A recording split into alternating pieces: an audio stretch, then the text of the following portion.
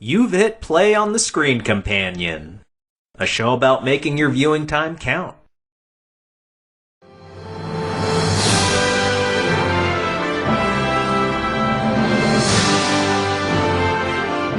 This time around, we're talking about sports movies, sports in movies, with me, John. Hello. And also Pat. What would you say your top 3 or 4 sports are that you watch the games or follow? College football is my number one. That'd be the Oregon Ducks. Professional baseball, so San Francisco Giants being my team for that. That'd be number 2. And then probably professional football I like watching. But I'm actually pretty much a fan of all sports. I'll watch basketball. I like the Warriors, obviously. San Jose Sharks. I'm a Bay Area guy, so those are all my teams. How about you, John? What's your relationship with sports? I love sports. I love them. I love football. I grew up near Buffalo, New York, so when you're a kid and the local team goes to the Super Bowl full straight years, you tend to get into the sport. You don't necessarily fall in love with the particular team because of the results, but I like football. But I do live in San Francisco, so I've been here for all 3 Giants World Series, so that was a lot of fun. Well, for myself, I grew up in the New England area. I'm a Sox guy. I'm a Patriots guy. I don't really follow sports all that much, so I'm glad you guys are here to make up the difference.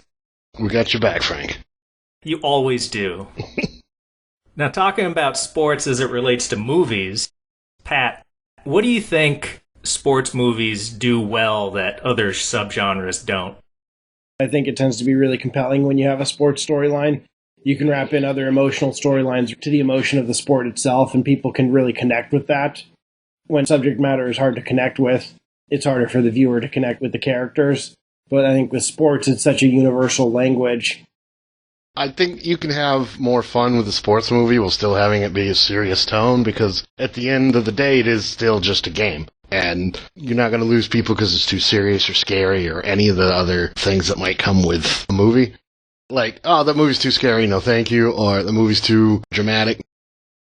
They're also really good at setting up immediate conflict between characters. So often, movies can take a while just letting you know why 2 people would hate each other. But if you say, oh, they're quarterbacks on separate teams, it's a really good way to do some shortcuts in the storytelling. The movies we're going to talk about, they both have a father-son aspect to the plot. Do you think sports, specifically baseball in particular, do you think they're assets when telling stories about the relationship between parents and their children? I think so, absolutely. That passion between parents and their children. You see that in a lot of early 90s sports movies. Rookie of the Year, I think of Angels in the Outfield, I think of Little Big League. All of those had some sort of paternal, maternal aspect, sharing their love of the sport with their child. That carries on into kids loving the sport. So I think it's a great way to tell a story for sure. I agree with most of that. There's a tendency for fathers to put all their sports dreams on the child, the ones that they couldn't achieve, and that definitely has shown up in a few movies. I like how something really basic like throwing a ball, like they show in Sandlot, it is tied to developing a relationship with your dad. Doing the most basic thing of, hey, let me show you how to throw, or just throwing the ball back and forth, having that time with your dad, where the throwing and catching is really just an excuse to talk and be outside together. It's finding that common bond. If the kid likes the sport and you liked the sport, that's a way you can connect, even when you don't have anything else in common. Did sports have a big part in your relationship with your dad growing up? We'd always be outside working in the yard, and he'd have a baseball game on the radio. So I have very fond memories of listening to the ball game on the radio while we were out there working, building a fence or mowing the lawn or whatever the heck we were doing out in the yard. He'd always have the baseball game on the radio. And yeah, definitely took me to all the practices when I ever needed somebody to throw with, hit tennis balls with me if I needed to. He was always very willing and happy to help with that sort of stuff. My dad took me to my practices, elementary school baseball. I'd see him parked out back, watching us play sometimes. And it was nice to have his support in the couple years that I played. Let's get into tonight's first film, The Sandlot. from 1993. The Sandlot is a kid telling the story of one of the best summers of his life. He's flashing back from his adult years, looking back on the summer of 1961. He has just moved to a new neighborhood, new town, doesn't know anybody, and he connects and makes friends through baseball. It's a group of guys who don't really keep score. They just hit in this old ball field called the Sandlot.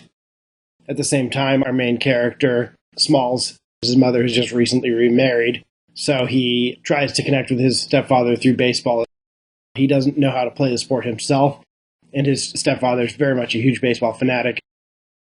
Even with my very limited connection to sports, it hurt me to see Scotty Smalls be so bad at baseball at the beginning of the movie when he can't even catch the darn thing. He couldn't catch. He didn't know who Babe Ruth was. He was embarrassing. He was killing me. He's killing me, Smalls.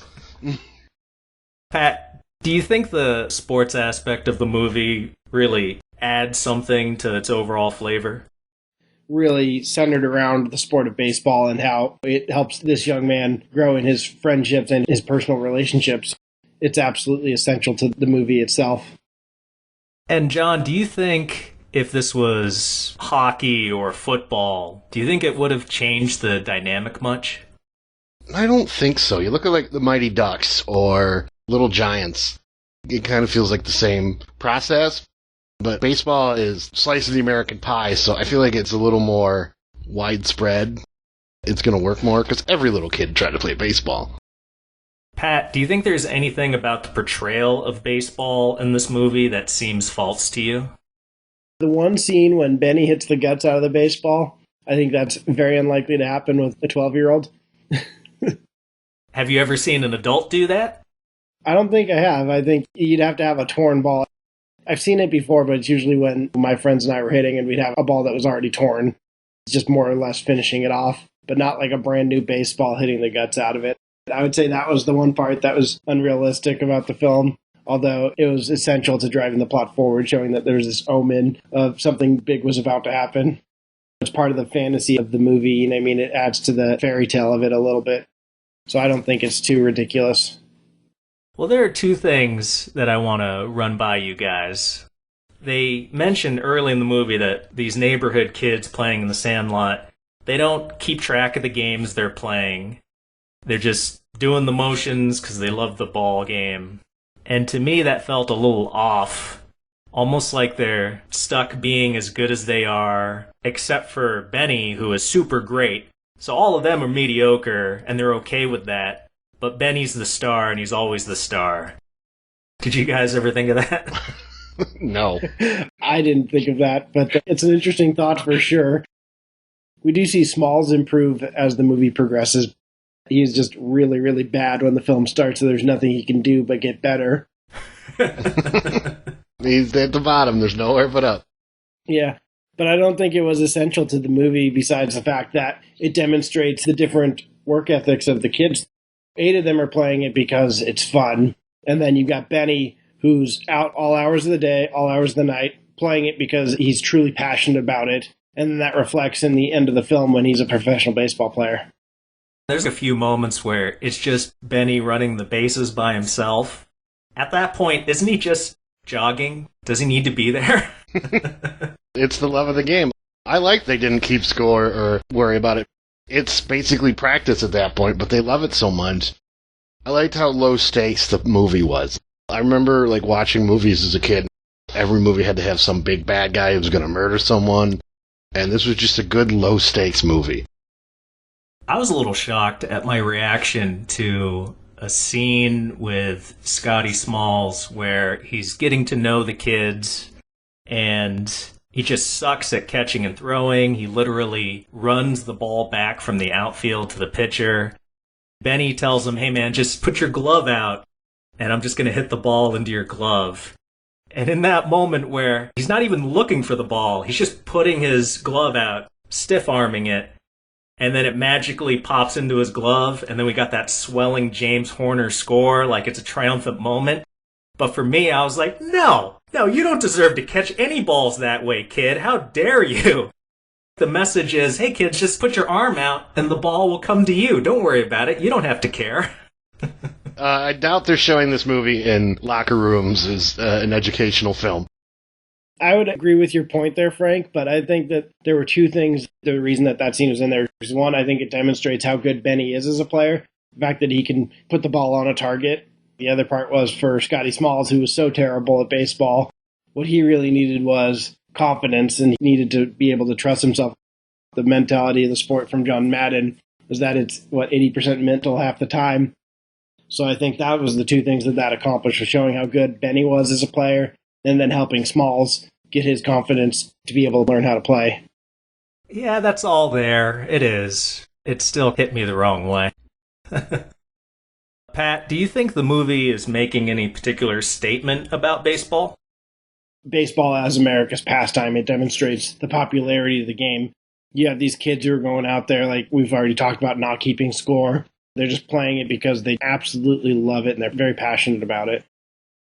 Let's get on to some favorite scenes and performances. John, tell me some of yours. I love the scene when Squints pretends to drown. That's such a weird little perverted scene that I don't know you could put in a movie nowadays. I love that dog. Huge fan of Hercules. My dad always had big dogs growing up, so I never understood the fear of the dog because I knew in the end he was just going to turn out to be great. I found those giant puppets they used in the retelling of the dog's myth. I love those gigantic puppets that were obviously not dogs. How about you, Pat? What were your favorite things in this movie? Oh, man. I love Squints telling the origin story of the beast. I think all the kids did a great job, but specifically Patrick Morena, who played Ham or Hamilton Porter. He was fantastic with all the garbage talking he was doing behind the plate and everything.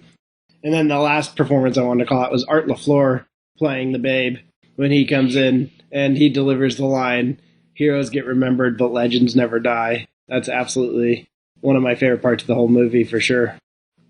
Did you ever use, or maybe your teammates use, any of the quotes from these type of movies? Oh, absolutely. We would quote things like that all the time. I think we definitely used some of the Ham insults when we played Little League Baseball, for sure, yelling at the batters from the dugout. This watch, I really felt the uncomfortable relationship between Scotty and his father, played by Dennis Leary. When I watched it as a kid, 5 years old, at the time I thought Dennis Leary was pretty scary. It's the way Scotty looks at him. But then when you become an adult, it's just an uncomfortable relationship and there's really nothing about him that's antagonistic. I just enjoyed the fact that Dennis Leary is from Massachusetts. I think he's doing the best acting pretending to be a Yankees fan. Absolutely. Do you have any criticisms for this movie? God, it's such a good movie overall. I really thoroughly enjoy it every time I watch it. Maybe one criticism I have is at the end of the movie, a Dodgers player would never be able to steal home safely against the Giants. I just don't believe it. No way, no how. Yeah, I have no comment. That's some real inside baseball stuff. First of all, that chase scene at the end with Hercules, that dog is not going the distance. That dog is going to give up after about 10 feet. Who knows? Maybe Benny had a hot dog in his pocket or something. He caught Hercules on a good day. He was well rested. I don't know. I don't think I have any more. Like Pat said, it's just such a good movie. I'm glad you guys are here to lavish it with praise so that I can really dig at it with one particular criticism. The movie started to feel a little slow to me. The plot of this movie doesn't really start until an hour in when they use the stepfather's ball and it gets hit over the fence and they have to go and retrieve it. That's the plot. Besides that, there's really nothing happening except for little stories showing that time of American history and kids playing ball in the 60s. I was a little put off by that. It's a character piece. I think it's about their emotional journey and not just a plot point, sir. And I think that's where the baseball can help or hinder this thing. If you're really into baseball, then it fills in some of the gaps that someone who's not into sports might lose a little bit of interest, like myself. I don't think it's a coincidence that I'm railing against it. and you guys both seem to really love it, being sports fans. I mean, you could just have bad taste. Perhaps. I feel like they do a good job of breaking it up a little bit, though, too, because while baseball is a centerpiece of the film, they also have the carnival scene. They have the chase, where the dog's chasing Benny through the park and everything on the Founders Day Parade. And it was very lighthearted, too, with the comedy aspects. I don't feel like you need to be a huge baseball fan to understand the movie.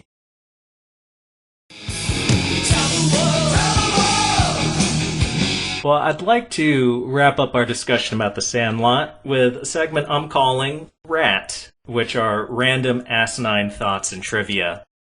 John, do you have any rat for me today? The ending, when he was describing what happened to everybody, I honestly, for a second, wanted it to go super dark. I wanted it to be like, oh, he overdosed. He murdered Peppyfield, or whatever the hot... Peppercorn. Yeah, it's like, Squints murdered Wendy Peppercorn, and he's life in prison. Repeat joined a cult, and no one's seen him say, like... How about you, Pat? Do you have any random thoughts you want to share? The actor who plays Benny the Jet Rodriguez, when we see old Benny at the end of the film, that's his actual real-life older brother. They look pretty similar. I definitely looked that up while doing research.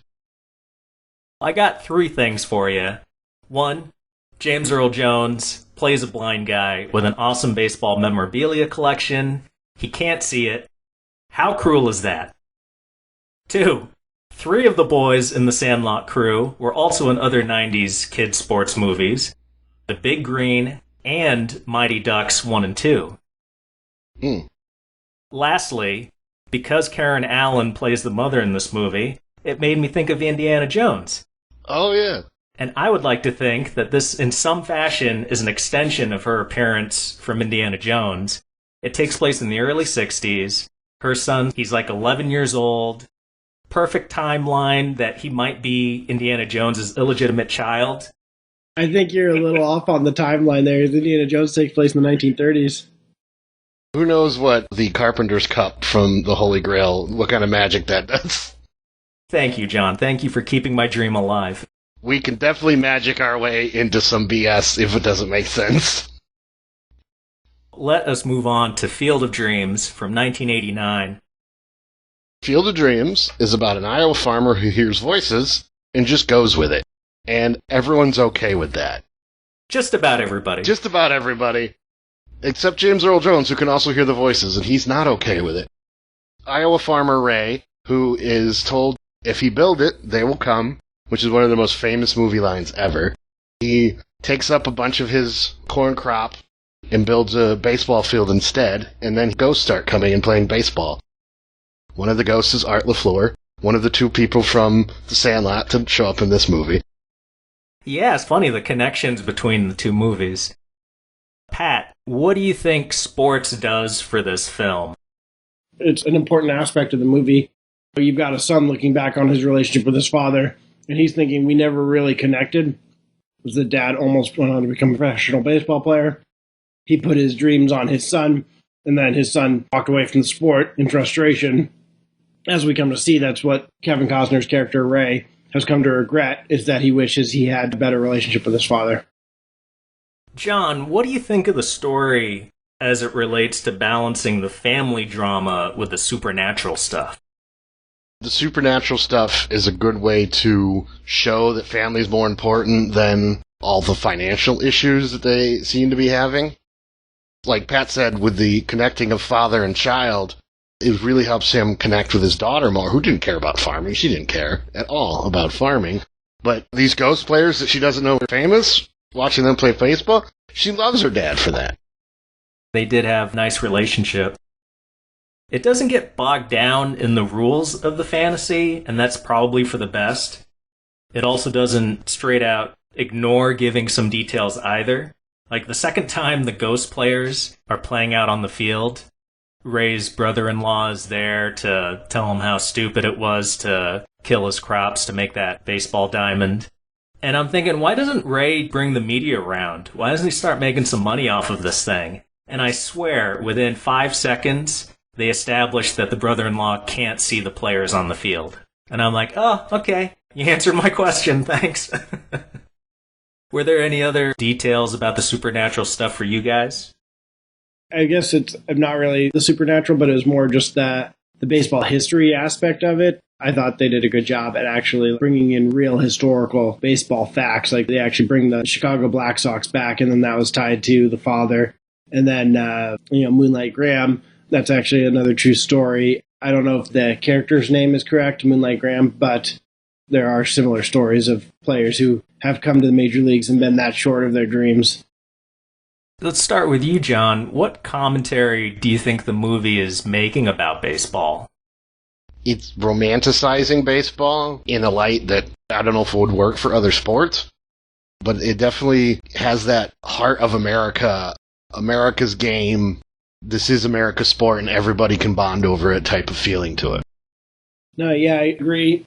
Drills in the heartland theme of the sport and the heartland of the country, too. I mean, having a baseball field built in the middle of Iowa, connecting with rural America and the folks who really grew up playing baseball because that was pretty much all you could do out in the country and the farms. Maybe it's because I'm cynical. I almost feel like the movie's commenting on the spirit of baseball being overshadowed by the corporate angle in more modern times. It's very intimate initially with Ray Liotta, Shoeless Jackson. He's just by himself on the field. It's spooky. It's at night. Ray goes out there and meets him, and it's just the two of them. By the end of the movie, you have Ray's brother saying, "You guys need some money. What are you doing with this baseball diamond?" He's looking at the dollars and cents of it, and he's not on their side. He doesn't get it until he can finally see the players. Even Terrence Mann, he gives that speech at the end where he's extolling the nostalgia of baseball. But in the same speech, he also says that they should charge $20 a head. And when you see all those cars at the end of the movie coming to see the show, it's like it's turned into a sideshow.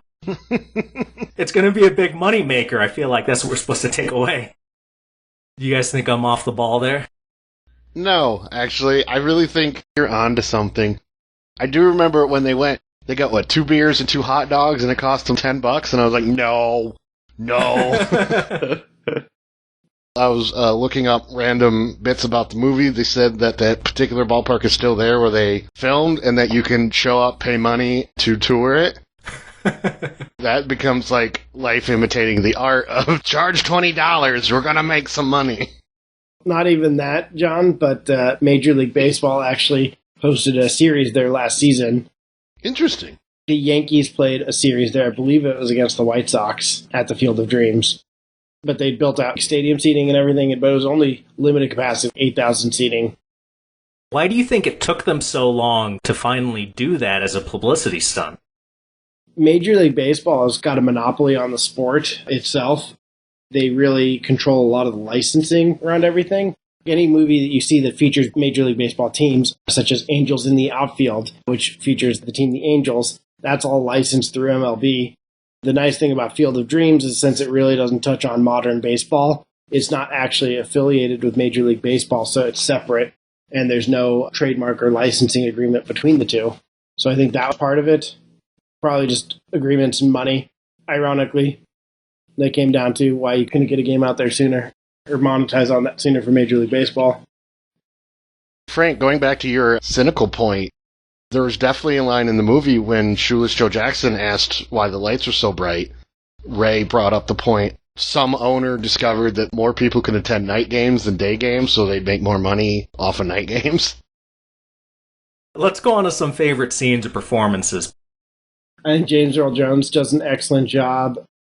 Amy Magadan, who plays Ray's wife, Annie, she does a great job. Her speech in the school about the book burning is just very priceless and iconic. That whole book burning thing just came out of left field for me, pun intended. Okay. And then I was happy to see that it actually played into the larger part with the whole Terrence Mann thing. It's making that connection to Terrence Mann character that we're trying to get to, which is interesting. Ray Liotta as Shoeless Joe, considering what he's known for and what he can do, that was such a good, subtle performance. Kevin Costner, I thought he did a good job. He could be just this weird, drab guy sometimes. I also feel like James Horner's score is pitch perfect, and while I didn't cry at the end, it definitely was wearing me down with that music. Let's get to some criticisms for this. Yeah, I think you've already called out a few, John, with the $10 hot dog and soda. Granted, that's 30 plus years ago at Fenway Park. And I think the monetization of the field at the end, I think, is definitely something to be, whatever, criticized. Obviously, you're going to be losing the family farm if you can't make ends meet, everything like that. But I think the point of the movie wasn't to make money. It was to trust your instincts and follow your heart and reconnect with your family and your passion. I felt like the movie moved weirdly. If you build it, they will come. The voice never said baseball diamond, and yet he got to that. Ease his pain, he just came to the conclusion that it was Terrence Mann. Quick, get me some Advil. Yeah, go the distance. They both saw that at the park, and they're like, okay, we gotta go find this Moonlight guy. Sherlock Holmes couldn't make these connections, and he's just winging a prayer, getting it right the first time, every time. I think that speaks to trusting your instincts, though. And ultimately, what we do come to find out, it's not if you build it, they will come. It's if you build it, he will come, isn't it? Yeah. And he thinks that it's Shoeless Joe, which we come to find out later that it's his father. And then he does get to reconnect with his father as a young man. Well, all those bits of instruction, though, Pat, even though they expound on it later in the movie, it's still not definitive if that's exactly what the voice meant, He could have built anything. He could have built a football field and then started getting, old football players with undiagnosed CTE coming back, just screaming weird stuff. He could have built a strip club, and then his father's ghost would still have shown up. Yeah. Share a lap dance with your dead dad? That sounds like a completely different movie. I liked it overall, but it really does feel like a Stephen King story where while it's playing, you're going along for the ride, and then afterward, all the spooky stuff just seems very coincidental and not really any rhyme or reason. They're talking to ghosts, hearing voices, sharing visions, dreams. Ray even goes back in time at one point in the movie. What were those time travel rules? What's going on there? He meets Moonlight before he dies. They get there, Moonlight's already dead. Then he meets him as an old man. And then on their way, they meet him again as a kid. And when he leaves, he's an old man again. And that kills him? What is going on? And it turns dramatic when he can't go back to the baseball game. But it would have been nice if they set up that rule earlier so we could feel something for it. Yeah. None of the supernatural stuff feels cohesive or pertains to a particular set of guidelines.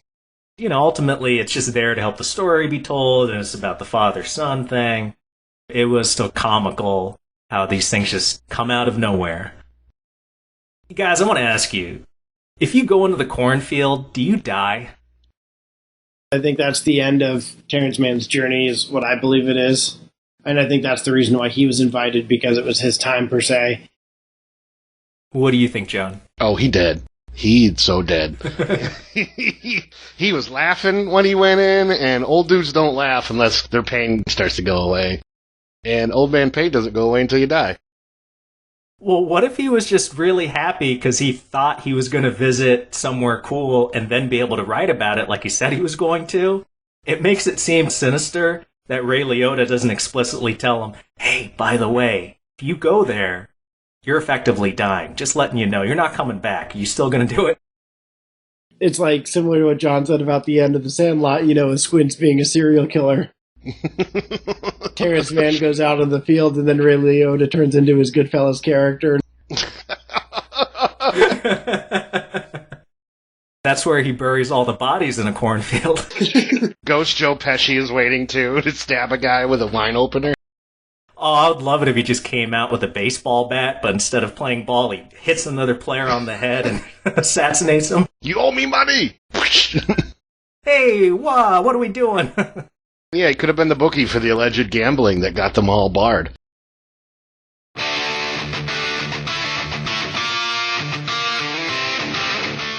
This is a great segue into Rat Round 2. John, do you have any rat for me? I was thinking about how I don't think this movie would have worked with any other sport. If it was a golf field, guy's gonna hit one ball and then he'd just disappear because the hole's further away than what got built. That's true. Also, if it was like a hockey stadium. Outdoor hockey stadiums in Iowa, there's no way that's cheap. How about you, Pat? So, fun fact here for you is that Kevin Costner is in 3 baseball movies. His first being Bull Durham, 1988, Field of Dreams, 1989, and then 1999 he plays an aging pitcher called Billy Chapel in the movie For Love of the Game. They're all excellent movies. I'd recommend them all. And I think it's really nice to see his passion for baseball showing through. Well, I'll do you one better. Yes, the 3 you mentioned. Plus, he was also a retired ball player in a 4th movie, but I forget the name of it. Can't think of other examples except maybe the Goomba angle with Robert De Niro and some others. It's like, wow, you really love that subject. Kevin Costner's featured in a lot of sports movies. He did Tin Cup in the 90s, which is a movie about golf. He did Draft Day, which is the football movie, which wasn't very good. If ever there was a corporate tie-in movie, they pushed the actual NFL draft to premiere that movie. Yeah, exactly. My little bit of rat for you guys. Every time somebody says, "Is this heaven?" and Kevin Costner says, "It's Iowa," that just feels like such a tourism board campaign that they just forced into the movie. Is this heaven? No, no, no. It is not heaven. It is Iowa. That's how I saw it. I was like, no, don't you dare get confused. Let's go into the final segment. TLDL, too long, didn't listen. I'm going to give you guys some rapid-fire questions, and I want you guys to give me short answers, 1 word if possible. John, let's start with you. Which is a better sports movie, The Sandlot or Field of Dreams? Ooh, I'm going Sandlot. Pat, which movie do you think is the better choice on Father's Day? Field of Dreams. If you're picking, John, one of these movies for someone who could care less about baseball, which movie do you recommend? Sandlot. Pat, you mentioned those other Kevin Costner baseball movies before, so I want you to rank them. Field of Dreams, Bull Durham, and For Love of the Game. I'm going to go Bull Durham best, Field of Dreams second, For Love of the Game third. Although I don't think For Love of the Game is a bad movie, it's just definitely a step below the other 2. John, what's a bigger wish fulfillment? Making the majors or playing catch with your dead dad? Catch with your dead dad. No one's actually ever done that. Just wanted to make sure that you didn't have a heart of stone. And to round us out, Pat, is the name Wendy Peppercorn too silly? Absolutely not. The correct answer, Pat, is who cares? Wendy can save me at the edge of a pool any day of the week. Any final thoughts, you guys, on the 2 movies we've discussed? I think they're both excellent movies, and if you haven't seen them or haven't watched them in a while, definitely worth a rewatch. They're better than I remember. I haven't seen them in a few years. They're definitely worth the rewatch.